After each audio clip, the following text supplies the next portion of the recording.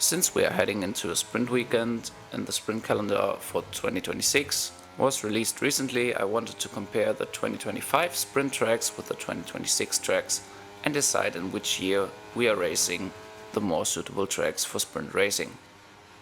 If you like this type of content, please like the video and make sure you subscribe. The first two tracks are really easy to compare because they're staying the same. Will be China and Miami. I think both tracks are not great for sprints, but also not too bad. Both have long straights heading into hard braking zones, and also we had changeable conditions in the past on both tracks, which is always a positive for the racing as well, if we are really racing, not like Belgium. Third sprint in 2025 was in Belgium indeed, and it will be in Canada for 2026. I think both tracks produced great racing in the past, but also struggled with the current generation of cars. This year, next season, hopefully there will be more opportunities for overtaking again. I personally would still give the point to Belgium because the track is a bit more iconic and the weather is just a tiny bit more unpredictable, but I think this one is a close one. The fourth sprint takes part next weekend in Austin in 2025 and will be way earlier next season at the British Grand Prix in Silverstone. I think also this one is quite close, but because both tracks produce great racing even with this generations of cars, for its history and weather chaos, I would still give the point to Silverstone, but Austin for me is also a great track. Fifth sprint race for me is a no-brainer because we race in Brazil in 2025 and 2026 will take part in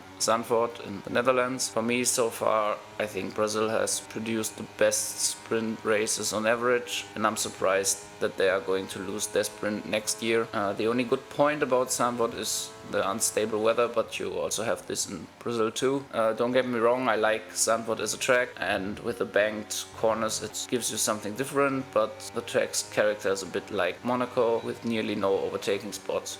The sixth and final sprint race follows kind of the same argument, so another clear point for the 2025 calendar. Qatar definitely produced better racing in the past than Singapore. Both are very hot races, although I think the last race in Singapore produced surprisingly a lot of overtakes, even if we didn't see them on TV. But this was due to the different strategies. Of course, it wouldn't work in a sprint like this without pit stops. So in the end, 2025 wins 3-1. If you agree with my ranking, please leave a comment. If you disagree also, you're free to leave a comment, and see you guys on the next video.